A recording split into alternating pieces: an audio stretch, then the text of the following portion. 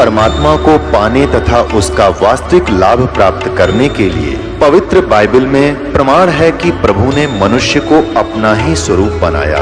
6 दिन में सृष्टि रचकर 7वें दिन विश्राम किया। कुरान शरीफ में प्रमाण है कि हजरत मोहम्मद को खुदा स्वयं कह रहे हैं कि मैंने तुम्हें उस परमात्मा की महिमा बताने के लिए भेजा है। वो परमात्मा कबीर है जिसने 6 दिन में सृष्टि रची तथा 7वें दिन तख्त पर जा विराजा। उसकी खबर किसी बाखबर से पूछ कर तो देखो। कृपया अवश्य सुनिए जगत गुरु तत्वदर्शी संत रामपाल जी महाराज के अमृत वचन। उनके साथ उनकी बेटी भी गई राजा दशरथ की। श्री रामचंद्र जी और अन्य का जन्म तो बहुत बाद में हुआ है। उस समय उनकी एक पुत्री थी। अब राजा की लड़की प्रतिदिन अपनी नौकरानियों के साथ वहां जाने लगी। उसने किसी वैद्य को बुलाकर पूछा किसी व्यक्ति से कि ये ऋषि बात करे तब बात बने, कोई आशीर्वाद प्राप्त करें हम। तो एक वैद्य ने बताया कि जहां ये जिह्वा से चाटता है वहां पर मधु का लेप कर दिया जाए, यानी शहद लगा दिया जाए। अगले दिन उस राजा की लड़की दशरथ की बेटी ने ऐसा ही करवा दिया। जहां वो जिह्वा लगाता था वहां शहद लेप दिया थोड़ा सा। पहले दिन एक बार जिह्वा लगाता था, पहले वो उस दिन उसने 2-3 बार चाटा को स्वादिष्ट लगा। अगले दिन तो कुछ ज्यादा लगा दिया तो और ज्यादा चाटा। धीरे धीरे उसका जो है भूख जागृत होगी। फिर उसको खीर ख्यार खिलाने लग गए। कुछ दिन के बाद वो हलवा पूरी खाने लग गया। अपने पिता की आज्ञा लेकर लड़की ने कहा कि ऐसे महापुरुष को पिताजी घर ले चलते हैं। राजा दशरथ ने उनको गुरु धारण कर लिया। श्रृंगी ऋषि युवा थे, अपने घर पर रख लिए और उन्हीं की देख रेख में,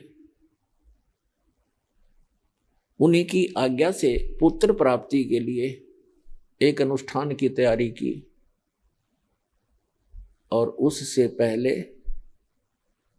वही श्रृंगी ऋषि दशरथ की पुत्री बेटी को लेकर चंपत हो गया। तो पुण्यात्माओं, परमात्मा कहते हैं मन के मते न चालियो, ये मन है पक्का दूत, और ले डोबे दरिया में जा हाथ से छूट। विकार मरे मत जानियो, जो भूबल में आग। जैसे ये साधु संत ऋषि वेदों और गीता के अनुसार साधना करके इनको ये भ्रम हो गया था कि हमने विकारों का नाश कर लिया। तो परमात्मा कहते हैं विकार मरे मत जानियो। जैसे अग्नि का अंगारा राख में दबा रखा हो, ऊपर से राख भी ठंडी हो जाती है, ऐसा लगता है जैसे आग खत्म होगी, लेकिन कहते हैं वो राख हटाओगे ना जब उस अंगारे के ऊपर से, वह पहले से ज्यादा धधकती दिखाई देगी आपको। तो यहां परमात्मा कहते हैं विकार मरे मत जानियो, जो भूबल में आगे। अब ये विकार मरेंगे कैसे? वो क्रिया वही है, लेकिन उनके अंदर जैसे श्वास उश्वास की क्रिया क्या चीज है, ये तो एक समझ लो सिरिंज है। सिरिंज में औषधि कौन सी जानी चाहिए? उस औषधि से रोग नाश होता है। सिरिंज के अंदर अन्य औषधि डालकर वैसी ही क्रिया करने से, इंजेक्शन लगाने से रोग नाश नहीं होगा जब तक उस रोग नाश की सही औषधि प्रयोग नहीं की जाएगी। तो अब इस दास के पास वो औषधि है सतनाम की। श्वास उश्वास के सिमरण है, और ये सिमरण से ही आपका मन भी काबू होगा, आपके विकार भी नाश होंगे। परमात्मा कहते हैं इस शरीर में, इस मानव शरीर के अंदर इतना जो है विकार ग्रस्त है, ये ऐसे ढंग से इसकी कंस्ट्रक्शन है, इसमें ये तो आशा करना ही नहीं कि ये पूर्ण रूप से स्वस्थ हो जाएगा और इसमें कोई विकार नहीं रहेगा। ये तो पैदा ही विकारों से हुआ है। लेकिन इस भक्ति से, सत साधना से ये विकार ऐसे जकड़ दिए जाएंगे, ऐसे बांध दिए जाएंगे कि फिर ये हानि नहीं करेंगे। जैसे कोई पशु है और वो ऐसे फूंफा करता है, मार देता है, सींगों से मार देता है, तो उसको बांध दिया जाता है टाइट रस्से तक। अब वो रस्से से इतना टाइट बांध दिया गया है कि वो हानि नहीं कर सकता, फूंफा कर सकता है, लेकिन उसकी सीमा बना दी। तो परमात्मा के इस भक्ति से, परमात्मा के इस ज्ञान से, सत साधना से इन विकारों को ऐसे बांध दिया जाएगा कि ये मन फूंफा करने की चेष्टा करेगा, लेकिन इस तत्व ज्ञान रूपी रस्सा इसको जकड़ देगा और ये भक्ति की कमाई इसको दबा देगी। जैसे कोई भी इंसान है, कोई रिश्वत लेता है, जिसमें उसको ये ज्ञान होगा कि ये रिश्वत तेरा दुश्मन है, ये तो विष खा रहा है, इस तत्व ज्ञान से पूर्ण रूप से विश्वास हो जाएगा, तो उसके बाद मन चाहेगा कि ऐसा ले लूं, मोटी रकम मिल रही है, लेकिन आत्मा धिक्कारेगी, खबरदार इसका हाथ लगा दिया, तो ये फूंफा करके चुप हो जाएगा। इसी प्रकार वो और कोई दुराचार की वासना उत्पन्न होगी तो आत्मा इसको धिक्कार देगी, ये ज्ञान इसके आगे खड़ा हो जाएगा और इसका उस वहीं पर रुकावट हो जाएगी। तो इस प्रकार हम इन विकारों को भी रोकेंगे इस भक्ति और इस साधना और इस ज्ञान से, और हम अपना आत्म कल्याण भी आसानी से करवा पाएंगे। तो परमात्मा कहते हैं कि सुरपति दुखिया, भूपति दुखिया और रंग दुखी बपरीती हो, कहे कबीर और सब दुखिया, एक संत सुखी मन जीती हो। अब मन को जीतना कैसे है?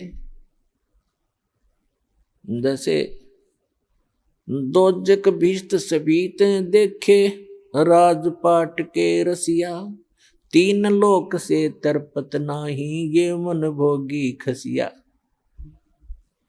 परमात्मा ने सुख संवेद में बताया है कि दोजक मीन नरक और बहिष्ट मीन स्वर्ग।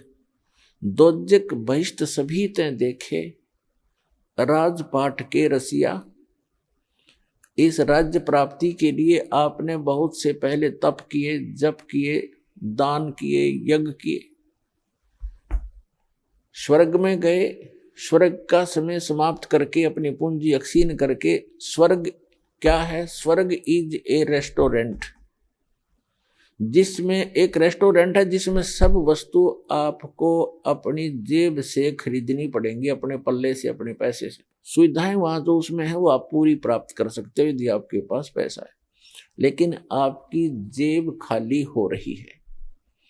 और जिस दिन आपकी जेब हल्की हो जाएगी, अपने आप वहां से चल पड़ोगे या आपको रेस्टोरेंट से निकाल दिया जाएगा। तो इसी प्रकार स्वर्ग एक रेस्टोरेंट है जहां आप अपने पुण्यों का नाश करने के लिए जाते हो, कुछ दिनों की बकवाद वहां कराते हो, फिर नरक में भी जाते हो अपने किए हुए पाप कर्मों के आधार से। जब तक पूर्ण परमात्मा कबीर जी की सत साधना हमें नहीं मिलती, तब तक हम अपने दोनों कर्म भोगने पड़ते हैं, पुण्य भी और पाप भी। अभी तक आपने विधान सुना होगा कि जैसे कर्म करेगा वैसे फल देगा भगवान। बिल्कुल सही है। आपके जैसे कर्म पूर्व जन्म के हैं, उनसे आपकी एक जीवन बन गया, किस्मत बना दी। आपके जो संचित कर्मों में से कुछ पुण्य ले लिए, कुछ पाप ले लिए, उस एवरेज से जिसके पुण्य घने हैं और पाप कम हैं, तो उसके पुण्य उसी रेशो से अधिक जीवन में आपको प्राप्त है, और पुण्य भी उसी आधार से और पाप भी उन्हीं की रेशो से। तो आप जी को दोनों भोगने पड़ेंगे। यहाँ इस प्रारब्ध बोलते हैं इसको, प्रारब्ध यानी जीवन में लिखी हुई किस्मत के जो कर्म हैं, जो संस्कार हैं किस्मत के, उनको प्रारब्ध कर्म बोलते हैं। और प्रारब्ध कर्म को कोई नहीं चेंज कर सकता, ना विष्णु जी कर सकते, ना ब्रह्मा जी कर सकते, ना शिव जी कर सकते, ना ब्रह्म कर सकता, ना परब्रह्म कर सकता। परम अक्षर ब्रह्म कर सकता है।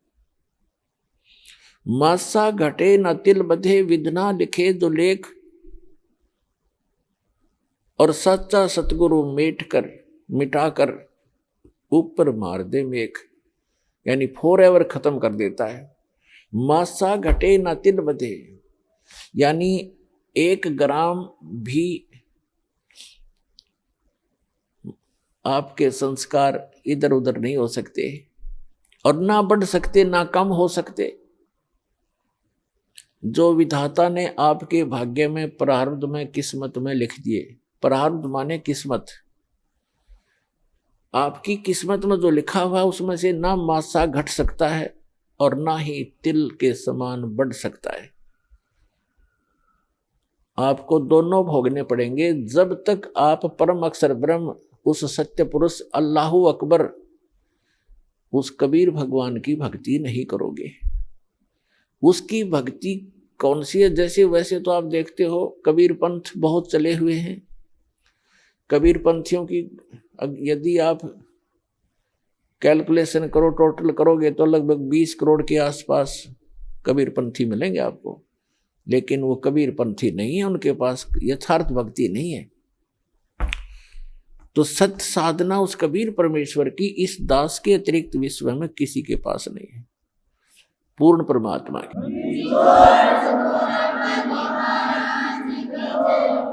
और उस सतलोक को प्राप्त करने की, जहां जाने के बाद साधक कभी दुखी नहीं होता। तो जो प्रसंग चल रहा है कि परमात्मा ने बताया है कि जब तक आप इस सत्य साधना को छोड़कर अन्य जो साधनाएं करते हो, तो दोजक मीन नरक और बहिष्ठ मीन स्वर्ग। दोजक बहिष्ठ सभी तैं देखे, राजपाट के रसिया, और 3 लोक से तरपत नाही, ये मन भोगी खसिया। है अपनात्मा परमात्मा के इन अनमोल वचनों को हृदय में जचा लो। ये कोई डूम भाट के गीत नहीं, एक परम पिता के बताया हुआ मार्ग है। अब प्रसंग चल रहा है कि दोजक भिष्ट सभी ते देखे, राजपाट के रसिया। आपने अन्य साधनाएं करके आप जी ने स्वर्ग भी प्राप्त किया और नरक भी, दोनों भोग लिए। और 3 लोक से तरपत नाही, ये मन भोगी खसिया। 3 लोक भी यदि इस जीव को दे दे, इस मन की फिर भी तृप्ति नहीं है, सेटिस्फैक्शन नहीं है। क्यों नहीं है? क्योंकि आत्मा को ज्ञान नहीं है और मन एक शैतान है, उस शैतान का एजेंट है, काल का एजेंट है, ब्रह्म का। पुण्यात्माओं, 3 लोक से तरपत नाही, ये मन भोगी खसिया। जैसे कोई सरपंच बन जाता है गांव का प्रधान, उसकी फिर नीयत ये रहती है कि चेयरमैन बनूं तो बात बने, क्योंकि सरपंचों के ऊपर चेयरमैन अधिकारी होता है। फिर सोचता है चेयरमैन बनने के बाद कि एमएलए बनूं जब बात बने। एमएलए बनने के बाद तो फिर उसके मन में एक धारणा बनती है कि एमएलए भी कोई खास बात नहीं, मिनिस्टर बनूं जब बात बने, जब आनंद आए। मिनिस्टर बनने के बाद उसकी टेंडेंसी बन जाती है कि मुख्यमंत्री बनूं जब हाथ में कमांड आवे, ना तो कोई मजा नहीं आया। अब मुख्यमंत्री बनने के बाद उसको संतुष्टि नहीं होती, वो सोचता है प्रधानमंत्री बनूं जब जी में जी आवे, जब आनंद हो, ओवरऑल कंट्रोलर बनूं। जो मनुष्य जीवन का काम था वो तो स्टार्ट भी नहीं किया। ऐसी सोच करते करते मृत्यु हो जाती है और फिर वो प्राइम मिनिस्टर बनने की आशा रखने वाला गधा मिनिस्टर बना खड़ा है, वो गधा बन गया।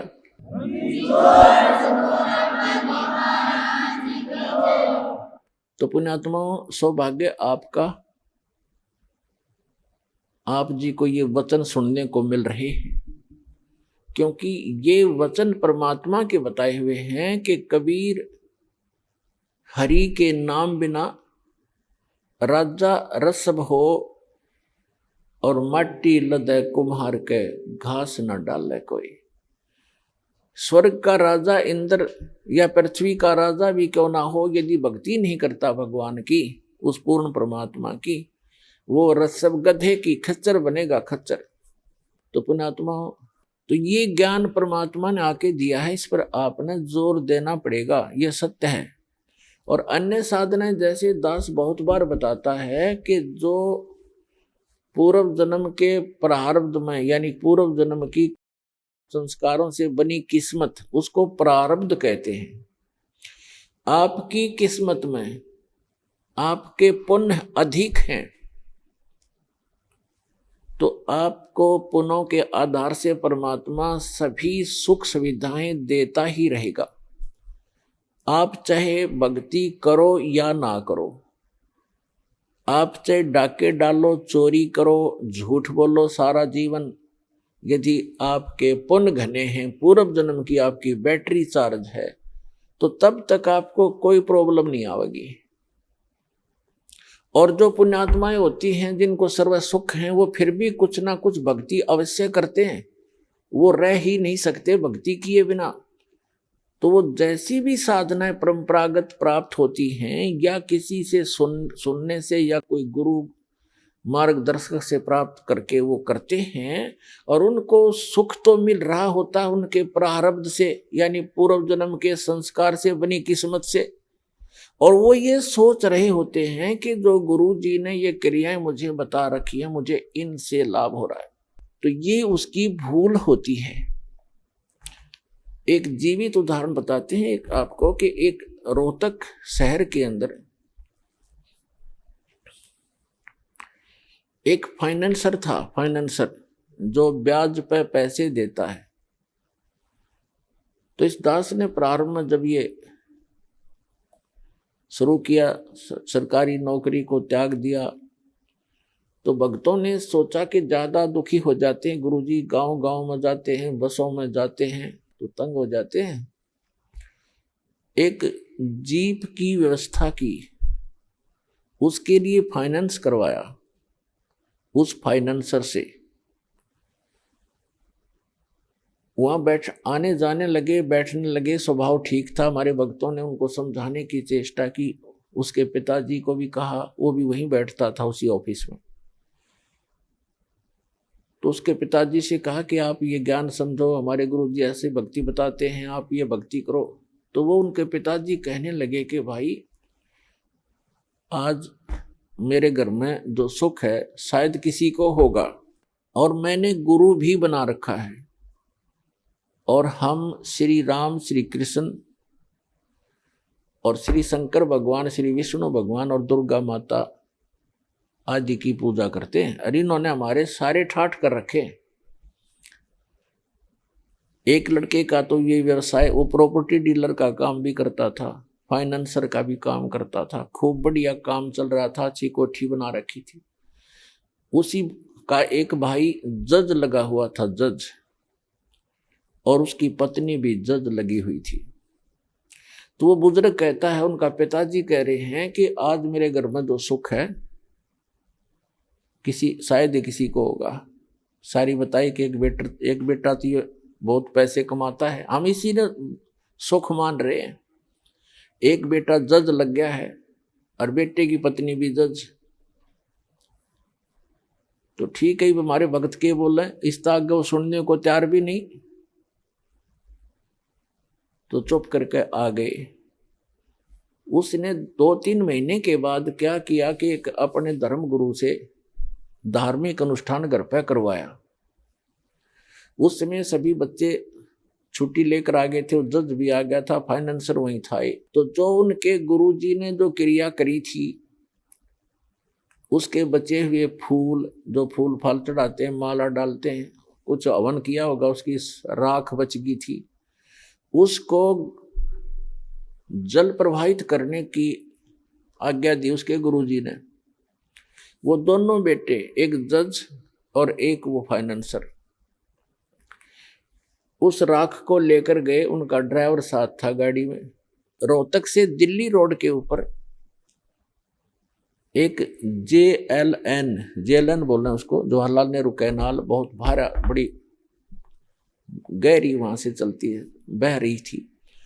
उस पे जाके उन दोनों ने पटड़ी पर गाड़ी चढ़ाई, ड्राइवर ने गाड़ी रोकी, दोनों उतर गए। उन्होंने वो जो भी थैला सामग्री थी वो ऐसे खाली कर दी जल में। वो जल में नहीं गई, उस कैनाल के उस नहर की पटड़ी ज्यादा टेढ़ी थी ऐसे, तो वो ऐसे गिर गई ऊपर ने। तो उन्होंने, एक भाई ने हाथ पकड़ लिया, एक कहने लगा मेरा हाथ पकड़, मैं नीचे जाके इनको जल में सरका देता हूँ, बहा देता हूँ। तो एक का ऊपर हाथ पकड़े था, वो नीचे जा रहा था भारी, तो वो नीचे वाला भी तगड़ा था, तो उसका पैर रिपट गया क्योंकि काई लगी हुई थी। और साथ में उसका भाई हाथ पकड़ रहा था, वो भी साथ आ गया क्योंकि उसने और मजबूती से पकड़ा। जब गिरने लगा तो वो भी नीचे गिर गया। दोनों उस नहर में गिर कर डूब कर मर गए। तीसरे दिन लाश पाई उनकी। पुण्यात्माओं, परमात्मा कहते हैं कि झूठे सुख को सुख कहे ये मान रहा मनमोद, ये सकल चबीना काल का कुछ मुख में कुछ गोद। अब आज उस बूढ़े के घर में जो कैर था शायद किसी के घर में होगा, जहां वो ये सोच रहा था कि जो सुख आज मुझे शायद किसी को होगा। जब तक हम उस परम पिता की शरण ग्रहण नहीं करेंगे और जो साधनाएं हम करते हैं उससे हम मान बैठे हैं कि ये साधना से मुझे लाभ हो रहा है, कहां गई उसकी साधना? वो कैर टूट गया उस घर पे। तो पुण्यात्माओं, इसका समाधान केवल एकमात्र कबीर परमात्मा है और उसकी ये सच साधना जो दास के पास है। इसके अतिरिक्त कोई कबीर साहब का नाम लेकर के अगर आपको कोई जंतर मंत्र बताता है तो व्यर्थ है, यूजलेस है। और ये मंत्र जो दास आपको देता है ये है वो कारगर मंत्र। और इन मंत्रों को, इस साधना को यदि इस दास से प्राप्त करके कोई नीच व्यक्ति स्वयं बनकर संत इनको आगे दान करता है तो वो भी महान दुश्मन है इस मानव समाज का, क्योंकि वो अधिकारी नहीं है। अधिकारी के बिना ये मर्यादा इस भगवान की, अधिकारी के बगैर ये मार्ग चलेगा नहीं। अब जैसे कोई नकली पासपोर्ट बनवा लेता है तो उसको कोई नहीं घुसने देगा उस एयरपोर्ट के अंदर, और पता लग गया सरकार ने दोनों दोषी, बनाने वाला भी और बनवाने वाला भी, और उसका काम था वो भी अधूरा रह गया, उसको सजा और मिलेगी साथ में। तो पुण्यात्माओं, इस अध्यात्म ज्ञान से अपरिचित हम अभी तक इन नकली संतों के फंस गए और नकली धर्म गुरुओं के फंस के हमने अपना जीवन नाश कर लिए, क्योंकि इनको कख भी पता नहीं भक्ति मार्ग का। ये अपने सदग्रंथों से परिचित नहीं, जिनके आधार से हमें ज्ञान दिया करते थे। तो इससे आप जी को एक विश्वास होगा कि सचमुच दो साधना आप कर रहे थे और सुख भी हो रहे थे, और जब कैर टूटने लगे, जब कोई बचाव नहीं हुआ, प्रोटेक्शन नहीं हुआ, क्योंकि वो आपका प्रारब्ध आपको प्राप्त था, आपकी किस्मत मिल रही थी, आपके पूर्व जन्म की बैटरी चार्ज थी। और जब तक बैटरी चार्ज है इन्वर्टर की तो आपके पंखे भी चलते नजर आएंगे, आपकी ट्यूब भी जग रही होगी, रोशनी घर में होगी, लेकिन चार्जर नहीं लगा रखा, लाइट ठीक नहीं है, तो समझ लीजिए कि आप एकदम अंधेरा हो जाएगा, सब सुविधाएं आपकी समाप्त हो जाएंगी, क्योंकि वो चार्जर आगे है नहीं जिससे बैटरी में जो पावर स्टोर हो रही थी। तो इस पर अब ये जो चार्जर दिया जाएगा आप सभी पुण्यात्माओं को, और इससे आप अपनी भक्ति, इस आत्मा को चार्ज करो, आपके जो सुख समाप्त हो गए थे फिर से शुरू हो जाएंगे।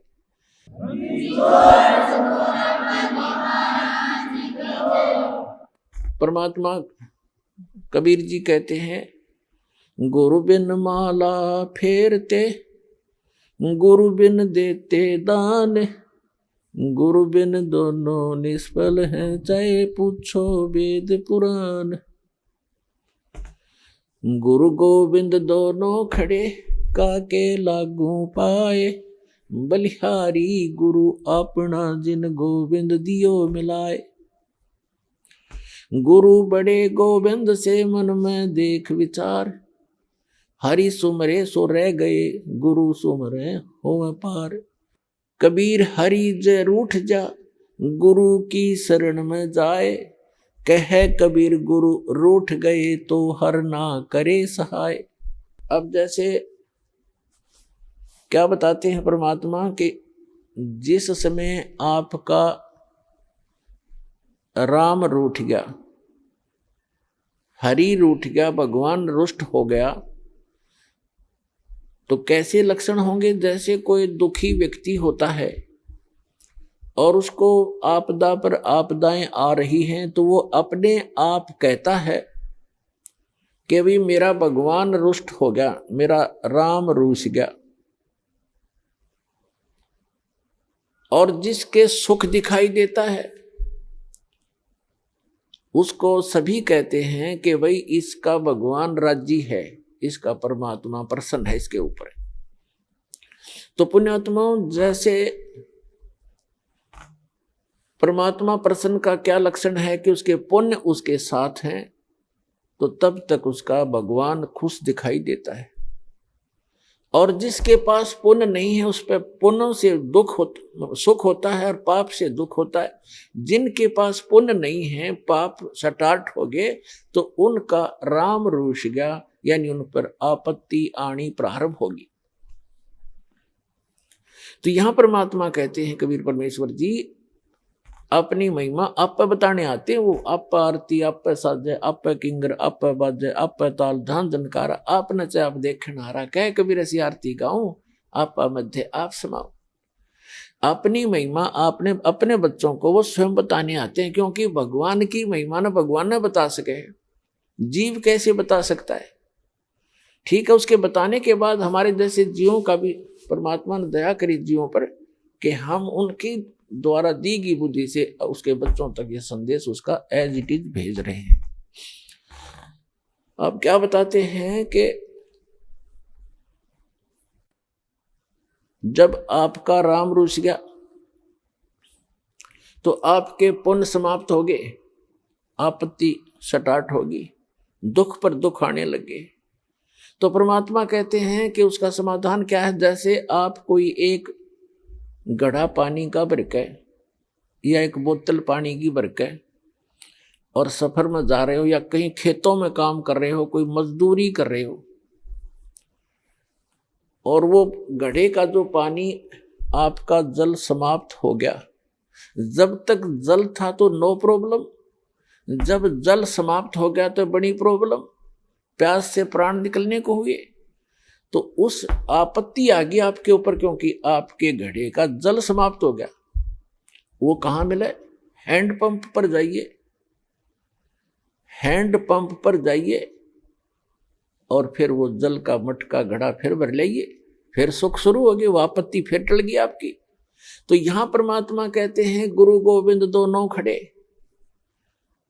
और काके लागू पाए, बलिहारी गुरु अपना, जिन गोविंदियों मिलाए। एक तरफ तो हैंडपंप खड़ा है, हैंडपंप है, एक तरफ एक मटके में जल है, घड़े में, जग में। तो परमात्मा हमें बताना चाहते हैं कि इन दोनों में से आप किसको सिलेक्ट करोगे? घड़े में जो 10-20 लीटर पानी है जग में, और एक तरफ हैंडपंप लगा है, आप इन दोनों में से किसको चाहोगे? बुद्धिमान व्यक्ति हैंडपंप को चाहेगा, क्योंकि हैंडपंप से 100 घड़े भर ले और घड़े में जल है वो 10 किलो 20 लीटर, ये 2 घंटा में, एक दिन में समाप्त हो जाएगा। तो यहां बताते हैं गुरु गोविंद दोनों खड़े। आप जो समझते हो कि जो सुख ही आप सुख मानते हो, वो सुख कहाँ है? उस गुरु जी के माध्यम से प्राप्त होगा आपको। अब अब जल तो समझ लो भगवान है और हैंडपंप गुरु जी है। तो परमात्मा आपसे पूछते हैं और आप ही जवाब देते हैं कि गुरु गोविंद दोनों खड़े, एक मटके में जल और एक हैंडपंप, अब काके लागू पाए।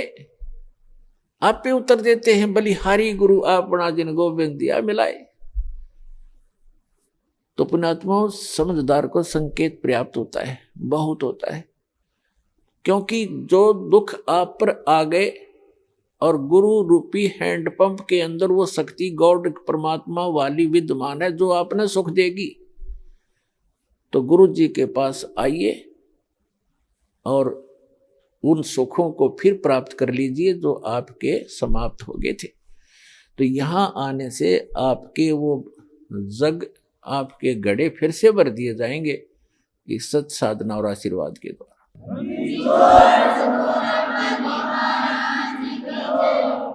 अपनात्माओं, देखो आपको यहाँ आने से कितना पुण्य मिलता है और आप कितने खाली हो चुके हो पुण्यों से। आशीर्वाद दिया जाता है, आशीर्वाद आपको एक एक्स्ट्रा ऐड होती है उस गॉड की, इस दास यानी उसके गुरु रूप में रिप्रेजेंटेटिव के माध्यम से वो आपको एक्स्ट्रा राहत दी जाती है ताकि आप फिर अपने आप भक्ति साधना करके अपने पैरों पर खड़े हो, खुद साधना करो।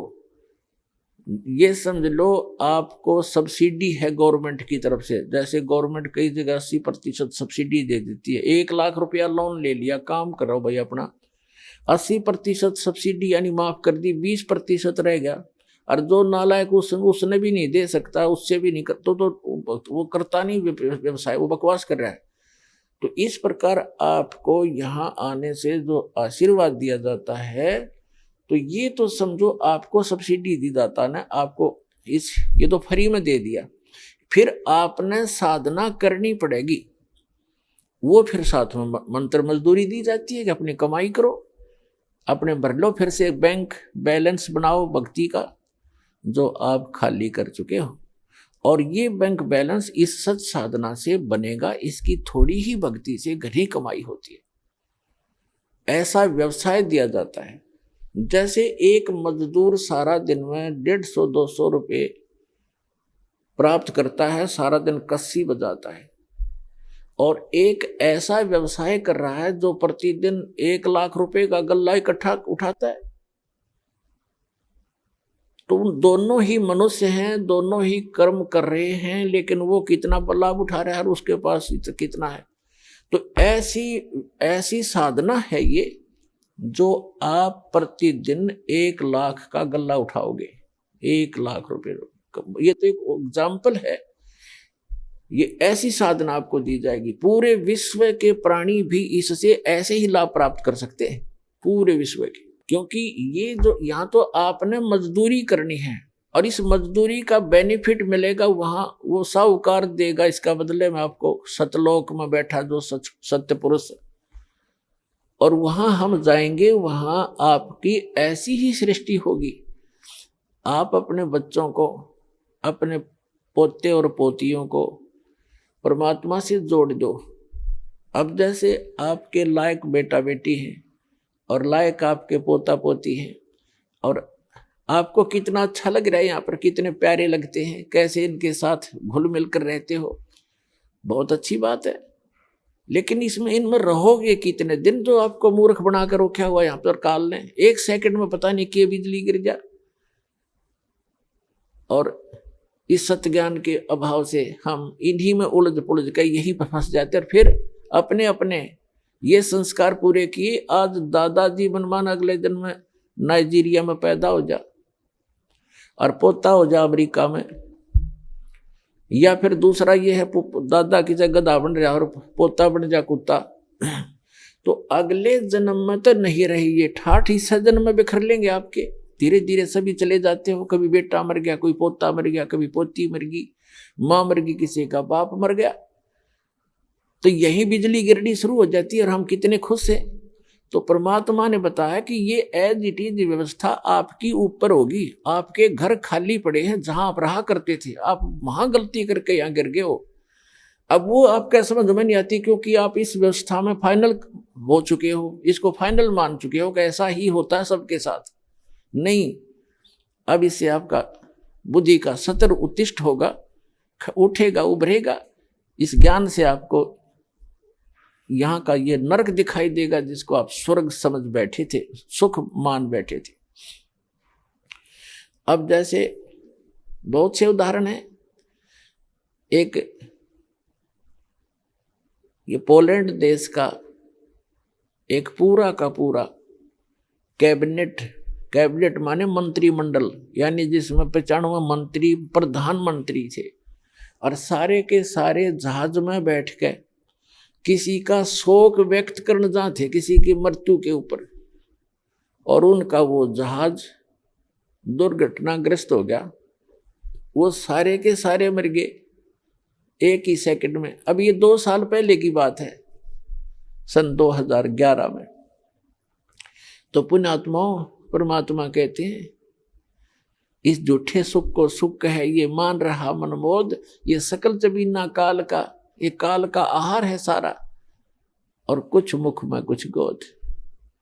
अब उनकी कितनी हवा में उड़ रहे थे वो। प्रत्येक आदमी ऐसे ही रहता है। एक छोटा सा व्यवसाय करने वाला ही फूला नहीं समाता, वो तो प्रधानमंत्री मंत्री सतर के आदमी थे। तो उनकी कितनी इच्छाएं थी, ये कर देंगे, वापस आएंगे, ऐसा करेंगे, वैसा करेंगे, अब खाक करेंगे। अब कोई बिल्ली बनकर घूम रहा, कोई कुत्ता बनकर घूम रहा होगा, कोई गधा बन गया होगा, कोई कितना और दुर्गति में गंदी नाली का कीड़ा बनेंगे। तो अभी तक हमें पता नहीं था कि इसका कोई विकल्प है, कोई अल्टरनेट है। अब अल्टरनेट है, गारंटीड है, गॉड गिवन है। इस दास के पास प्राप्त है, कल्याण करा लो, और नहीं तो इसमें विवेचन करो।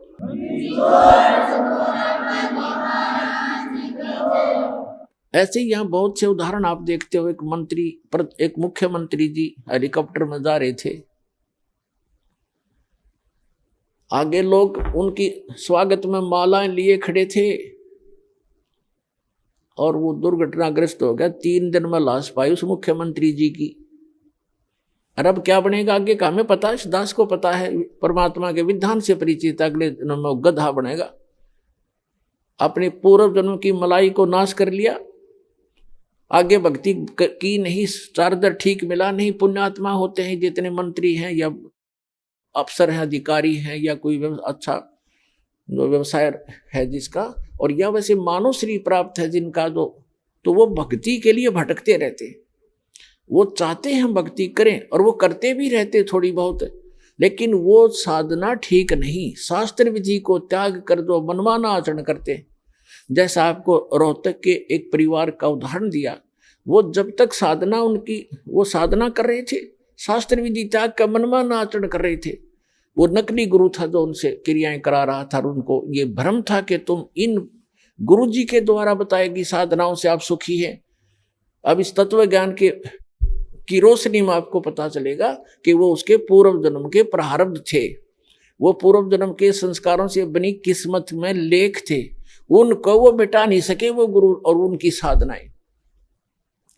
और ये सतपुरुष कबीर भगवान की साधना इस दास के पास है। इससे कहते हैं संत शरण में आने से आई टले बला, और जय मस्तक में सूली हो, मृत्यु हो, वह कांटे में टल जाए।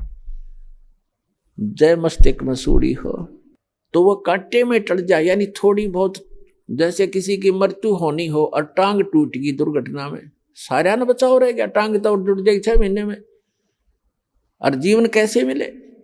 तो इस परमात्मा की शरण में आने से आपके परिवार की रक्षा होगी। आप यहां भी सुख चाहते हो तो यही देगा आपको। ये सुख सागर है, ये पूर्ण परमात्मा है। और फिर यहां से जब आप जाओगे, सतलोक में जाओगे, वहां आपके बहुत बड़े बड़े महल, सुंदर महल यूं के यूं रखे खड़े हैं, वो खाली पड़े हैं। आप अपनी अज्ञानता से और यहाँ आ गए हो, जिसके विषय में हम आपको बताते भी रहते हैं। सृष्टि रचना से आपको ज्ञान होगा। सृष्टि रचना की दास ने सीडी ये प्रवचन कर रखे हैं, उनकी सीडी उपलब्ध है और पुस्तकों में भी भक्तों ने बना रखे हैं, वो आप पढ़ सकते हो, सुन सकते हो। तो कहने का भाव ये है कि जो साधना हम शास्त्र विदिता का मनमाना आचरण करते हैं, तो वहां पर अपने सतलोक के अंदर आपके सारे परिवार यानी पूरे महल हैं, बहुत सुविधाएं हैं। जैसे आप यहाँ क्या देखते हो, जरा सा भी व्यक्ति रोजी रोटी से जिसकी सुविधा उभर जाती है, जैसे आम गरीब निर्धन व्यक्ति तो अपना हैंड टू माउथ होता है, उसने तो अपनी चारपाई और घर की व्यवस्था मुश्किल से पूरी होती है, तो एक झोंपड़ी हो उसी में संतुष्ट है। और जिसका थोड़ी सी पोस्ट हो जाती है, थोड़ा सा धन हो जाता है, तो वो क्या करता है, कोठी हो, सुंदर चारों तरफ चिप्स लगी हो, मार्बल लगा हो, पत्थर लगा हो, आगे लान हो बहुत बड़ा सुंदर, और उसके अंदर बगीची बनी हो चारों तरफ के, उसमें फुहारे छूट रहे हो। ये प्रत्येक की नीयत है कि जैसे इनमें मैं ठाठ लूँ, और ठाठ खाक लेगा, यहाँ तो चाहे वो फुहारे भी ला ले और सारी कोठी भी बना ले और बड़ा एक फार्म भी बना ले, और अंदर टेंशन 20 उसका, उसमें धक्के खाओ फुहारे में, तब भी चैन से नहीं रह सकता। तो ये हमें क्यों ऐसा लाइक है, क्यों पसंद है, क्योंकि हम ऐसे स्थान पर रहा करते, वहां हमारी सुविधाएं ऐसी हैं। इसी की नकल इस काल ने कर रखी स्वर्ग में। जो यहाँ से देवता बनकर जाते हैं, उनको जैसे यहाँ अच्छे अधिकारियों को गवर्नमेंट अलॉट कर देती है कोठियां, तो ऐसे वहां अलॉट कर दिए जाते हैं आपको अलग अलग, लेकिन वह पूंजी आपकी नष्ट होती है, आपका पुण्य अक्षीण होता है। तो वो सुविधाएं, उस सतलोक वाली सुविधा से स्वर्ग की तो ये समझ लो उसके तुलना में वो कुछ भी नहीं है जो सतलोक में आपको सुविधा है। स्वर्ग में भी ऐसा ही है, मृत्यु होगी, पुण्य समाप्त होंगे, आप फिर यहाँ होगे। स्वर्ग के देवता भी गधे की योनि से स्टार्ट होते हैं। बताओ, खा का ये स्वर्ग का राज्य और क्या इस पृथ्वी का राज्य। तो सतलोक के अंदर आपको ये सभी सुविधाएं उपलब्ध हैं। जैसे अभी तक ये नकली पंथ कबीर साहब की वाणी चुरा के अरे पंथ चला बैठे, कितने जीवों का नाश कर दिया, राधा स्वामी पंथ, जय गुरुदेव पंथ, और ये सच्चा सौदा सरसा और जगमाल वाली पंथ, एक ये जनौद के अंदर बना हुआ है ताराचंद पंथ, ये भी उसी कुएं का जल है राधा स्वामी वालों का। तो ये क्या बताते हैं ऊपर कि प्रकाश ही प्रकाश है, चेतन ही चेतन है। वहां पर आत्मा ऐसे लीन हो जाती है जैसे बूंद समंदर में, वहां और कुछ है ही नहीं। ऐसे कबीरपंथी बताते हैं भगवान निराकार है, आत्मा उसमें जाकर मिल जाती है। एक ये जम्मू वाला थोड़ा चतुर व्यक्ति है, चतुरता दिखाई इसने, फिर बताते परमात्मा कहते हैं चोर चुरावे तुमबड़ी गाड्डा पानी में, वो गाड्डे हुआ ऊपर आवे न सच्चाई छनी ना। ये रांजड़ी वाला जम्मू वाला जो मधु परमहंस है, इसने चतुरता दिखाई, कबीर साहब की वाणी में पढ़ लिया कि वहां परमात्मा हंस आत्मा के का शरीर 16 सूर्य जितना प्रकाश है, उसने प्रकाश नोट कर लिया। तो उसने एक अलग से सिद्धांत पेश कर दिया मन घड़ंत कि पहले परमात्मा ने एक शब्द उच्चारा, उस तो सफेद प्रकाश हो गया, उस प्रकाश में फिर परम पुरुष मिल गया, फिर वो सतलोक बन गया, अमरलोक हो गया। खाक चरा वही की हुई रहेगा, चेतन प्रकाश हो गया फिर। और आत्मा उसमें ऐसे घूमती है जैसे बिंदु टाइप में, जैसे मछली पानी में घूमती है जल में, ऐसी स्थिति सतलोक की बता रहा है ये जम्मू वाला रांजड़ी वाला मधु परमहंस। तो इनको कख भी पता नहीं, भक्ति मार्ग का इन्हें डबो दिया विश्व का विश्व। तो पुणात्मा सतलोक के अंदर ऐसी सृष्टि है, उसकी नकल कर रखी काल ने यहाँ पर, नकल डुप्लीकेट। अब देखो कोई भी व्यक्ति वृद्ध होना पसंद नहीं करता। अब एक लगभग 75 वर्ष की वृद्धा, और उसको मैंने कहा बुढ़िया चली तेरा सुन ली बात अर्जी तेरी, न बोली तने बुढ़िया दिखू मैं, और जाड़ ने दांत उसके, मैं कहा भाई बुढ़िया कद दिखेगी, फिर मेरे समझ में नहीं आई। मैं तुझसे ज्यादा नहीं बोला, पर अपने मन में मैंने सोचा देख, वो हमें तो ज्ञान हो गया कि इस मन का स्वभाव है, क्योंकि ऐसे स्थान से आया है, ये बूढ़ा होना पसंद नहीं करता।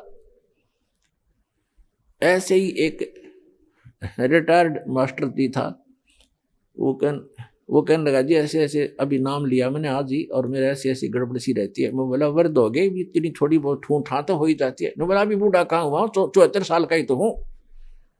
अच्छा भाई बूढ़ा ही कर दोगा फिर।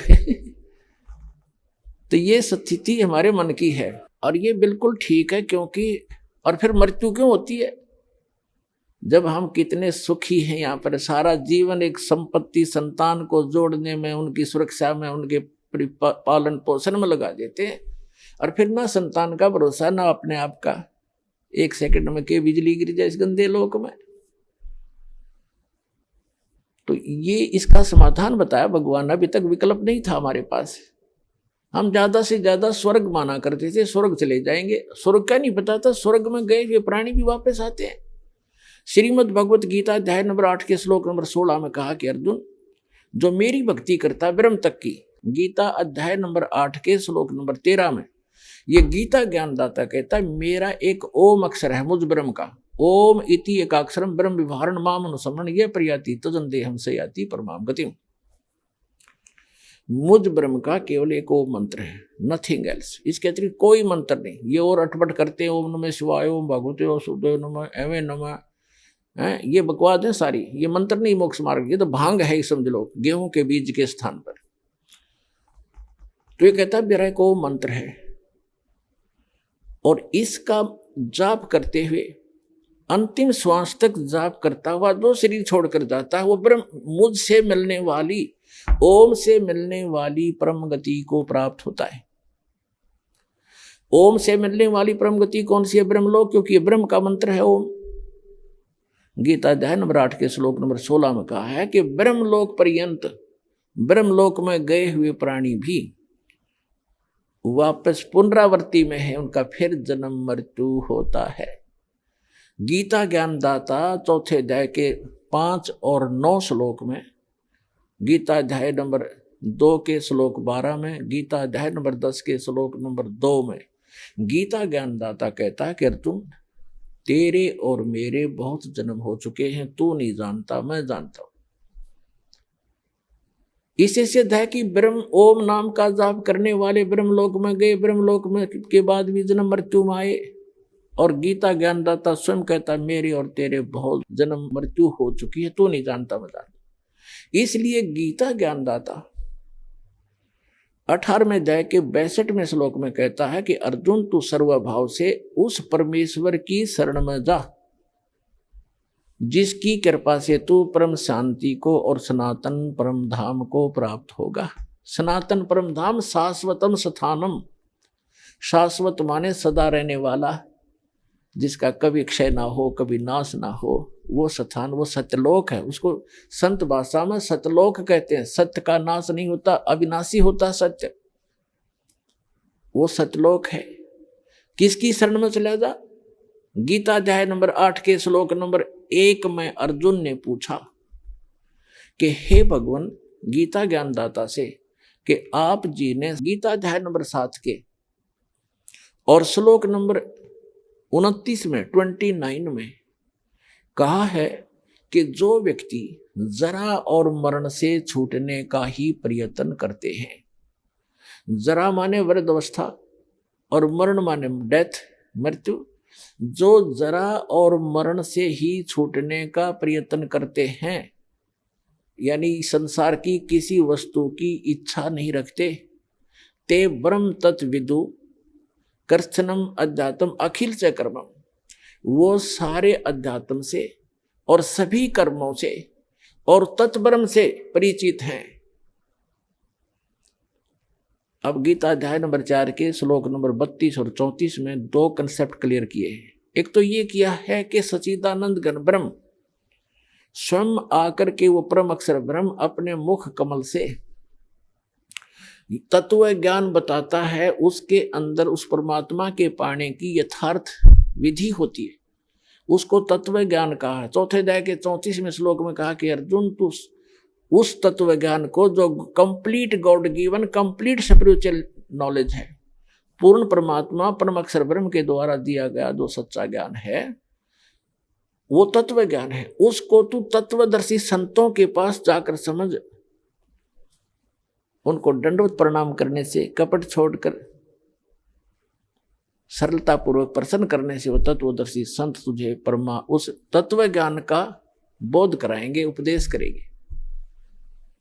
अब 7वें अध्याय के 29वें श्लोक में गीता ज्ञानदाता कहता है कि माम आश्रित जरा मरण मोक्षाय यत माम आश्रित यतन्ति ते, मेरे इस मार्गदर्शन का आश्रय करके कि तत्वदर्शी संतों की खोज कर लो, और वो तत्वदर्शी संत बताओगे उस तत्व ज्ञान को जिन्होंने ये आश्रय कर लिया, मेरे संकेत समझ गए, वो केवल जरा और मरण से ही छूटने का प्रयत्न करते हैं, क्योंकि वो उस तत्व ब्रह्म से और यहाँ के सारे अध्यात्म ज्ञान से और सभी कर्मों से परिचित हैं। जैसे दास आज के सत्संग में आपको वही क्लियर कर रहा है कि ऐसे कर्म करते रहे, ऐसे कर्म करने से ये लाभ होगा, ये हानि होगी, ये भक्ति करने से ये इतना लाभ होगा, जो पूर्व के संस्कार आपके प्राप्त हैं उनसे आपको ये लाभ हो रहा है, सतभक्ति ना करने से फिर वो एक ही दम आप प्राप्तियाँ आ जाती हैं। और बहुत से प्रमाण भी आपको दिए। मंत्री थे, प्रधानमंत्री थे, मुख्यमंत्री थे, वो पूर्व जन्म के पुण्यों से बने हुए थे। आगे चार्जर था नहीं, आगे सतभक्ति थी नहीं, एक ही दम सब नाश हो गए, जैसे डिस्चार्ज हो जाती है बैटरी इन्वर्टर की, और एक ही समय एक ही दम सब सुविधाएं समाप्त हो जाती हैं। तो इस संपूर्ण अध्यात्म ज्ञान से, सभी कर्मों से जो परिचित हो जाते हैं वो तत्ब्रह्म से परिचित है, और इन कर्मों से अध्यात्म ज्ञान से वो ही जरा और मरण से छूटने का प्रयत्न करते हैं। जरा माने वृद्धावस्था का कहर। पुणात्मा, अब आप देखते हो कोई बूढ़ा चल रहा लाठी के सहारे, कभी बैठ जाता, कभी चल पड़ता रहा। आप जब युवा हो स्पीड से निकल जाते उसको यूं देखते हुए, आपके कभी सपने में बनाती या दुर्गति थारी भी होगी, आपकी भी होगी। तो जब तक आपको ये ज्ञान नहीं होगा तब तक ये मन की बकवाद समाप्त नहीं होंगी।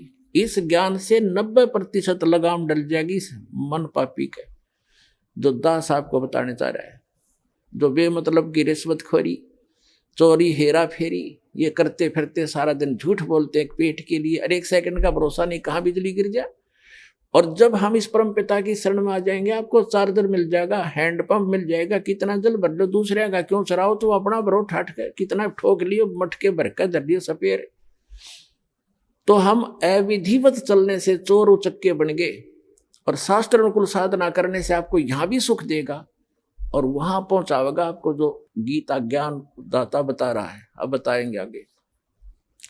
अब गीता ज्ञान दाता बता रहा है कि जो मेरा इस ज्ञान को आश्रय कर लेते हैं, तत्वदर्शी संत की खोज कर लेते हैं, उससे फिर उस तत्ब्रह्म की जानकारी हो जाती है। तत्ब्रह्म, उस परम अक्षर ब्रह्म की, उस परमात्मा की, जिसमें 18वें अध्याय के 62वें श्लोक में जिसकी शरण में जाने के लिए गीता ज्ञानदाता कह रहा है,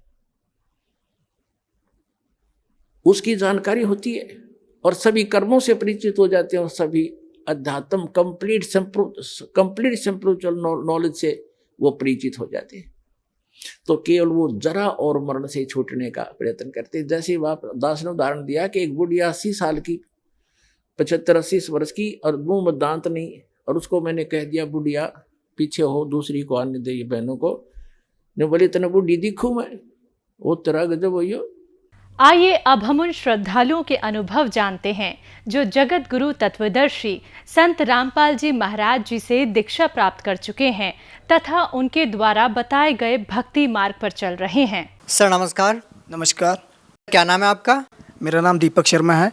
दीपक जी, आप कहाँ से आए हो? मैं मंडी गोविंदगढ़ पंजाब से आया हूँ। सर, संत रामपाल जी महाराज से आपने नाम दीक्षा कब ली?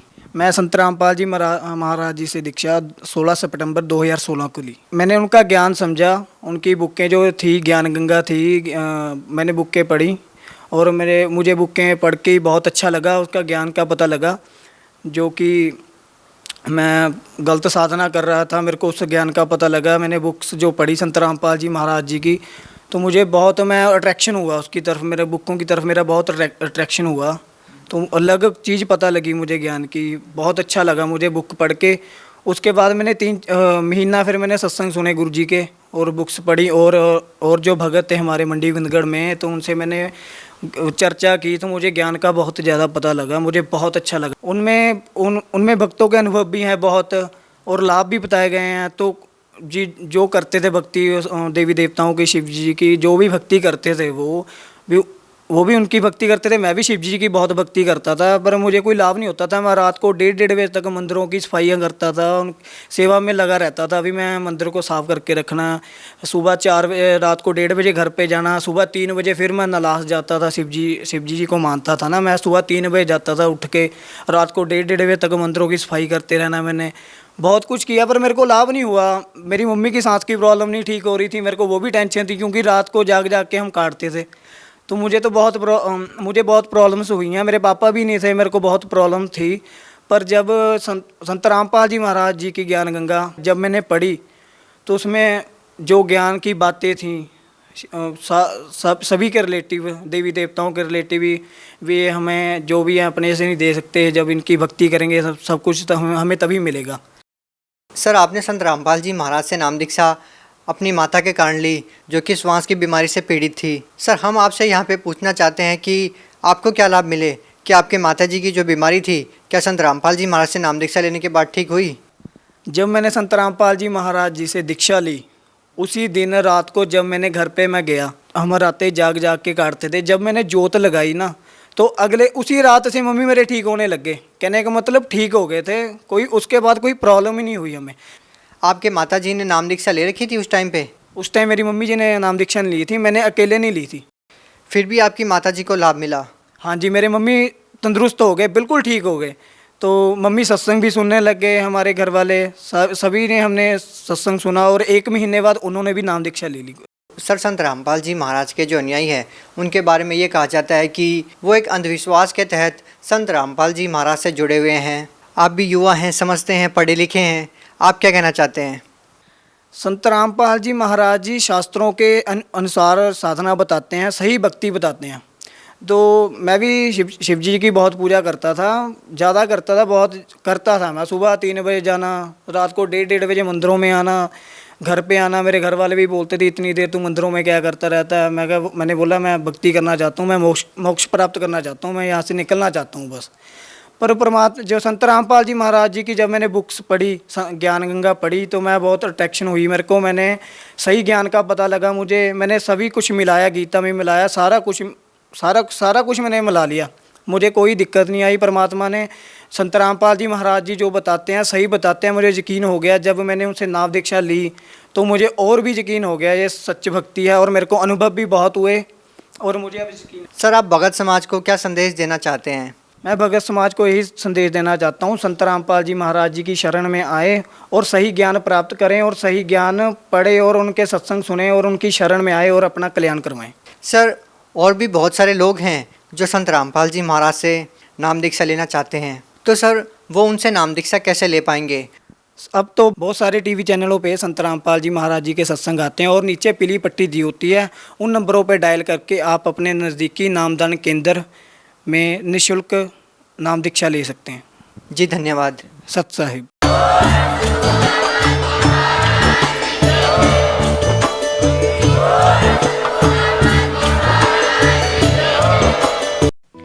आप सुन रहे थे जगत गुरु तत्वदर्शी संत रामपाल जी महाराज के मंगल प्रवचन।